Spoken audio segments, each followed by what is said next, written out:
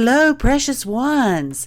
Living the good life. A lot of people have a false impression of what that might be. It's truly a lot simpler than you think. It's not necessarily about how much money you have, how big your house is, how revered you are in your social circle. It absolutely has nothing to do with any of that. Certainly, it's a lot easier in this world we live in to have prosperity and be able to give and share, provide creature comforts to ourselves and our family and friends. That definitely makes everything a lot easier, and we all strive for that. But is that living the good life? I think we've seen over and over again the folks that too many people look up to that have gazillions of dollars, multiple homes, travel, jets, and then either overdose or kill themselves. They're missing something very valuable, the only thing that really matters in living the good life. And that's loving and having right relationship with the Lord and with your people in your life, contributing to society, being progressive, successful, feel like you're achieving something, and being able to help others.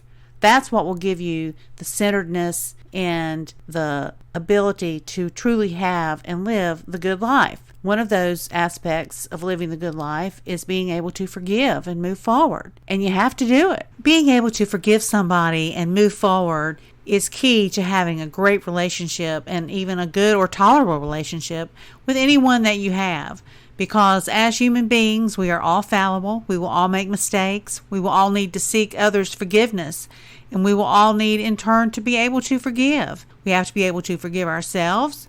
We have to be able to forgive the people or person that's hurt us. And then we have to move forward. Think about a long-term relationship. Many of our relationships are long-term. You've always heard the old adage, you can't pick your family. Well, no. And generally, it's best if you have quarrels within your family to be able to forgive quickly, because the more that you let it just kind of stew inside yourself, the worse it gets. You've got to be able to forgive your friends. It's best to be able to move forward and not get caught up in bitterness. And sometimes you have to really examine the situation, whatever it is the conflict is about. You have to look to see what part you played in it. And even if you didn't play any part, you have to be the bigger person and forgive and move on. And that means not bringing it up, not thinking about it, not talking about it, and not getting your feelings re-hurt over and over again by yourself. It's especially true if you're in a long-term relationship with your spouse or spouse-like relation. It is truly miserable to be in a situation where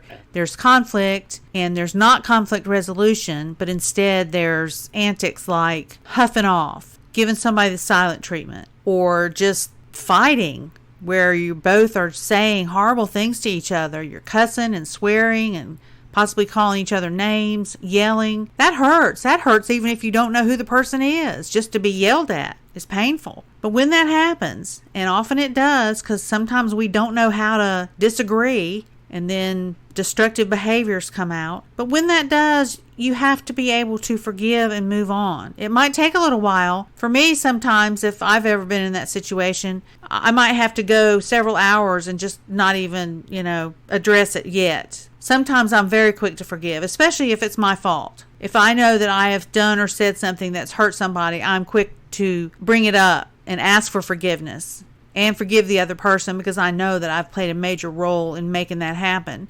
And sometimes triggers are pushed, buttons are pushed in people that we just, whether it's from prior emotional responses or new ones coming out today, certain behaviors in other people make us have certain responses. Those responses are not always good or positive. So then a little time needs to pass. I think it's important sometimes to bring it up and say, that really hurt my feelings, or that really makes me angry. But you have to be with somebody who can actually do that as well.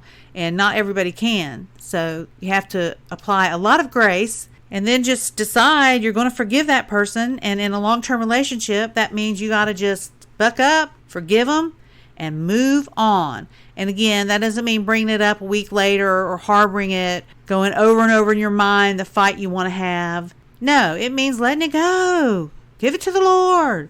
Just let it go. Such a great sense of freedom, lightness, when you can truly forgive someone or forgive yourself or forgive a situation. You don't want to get clogged up with negative emotions like anger and unforgiveness. So it's important to keep your channels clear, keep your heart clear, your mind clear. And I've been told that if you continue to revisit the situation, the scenario with the person, you relive it, you again are having negative emotions rise up of hurt and anger and having that argument with that person in your mirror with yourself, then you've not truly forgiven them. So it takes a little more work. And ask for help. Ask the Lord to help you to forgive this person or forgive the situation. See clearly what it is you need to see. And then do it. Just make the decision to forgive, because otherwise you're going to be miserable. So you can either be unkind and unforgiving and bitter and mean and have that be the demeanor that you display and the dynamic that you bring to your daily life, or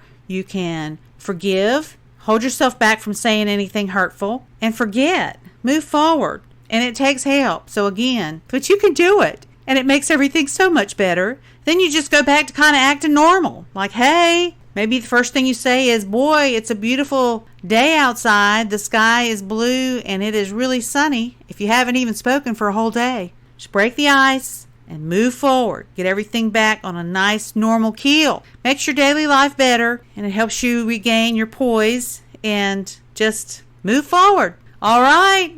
Everything's getting better all the time. Hang tough. Talk to you soon. Toodaloo!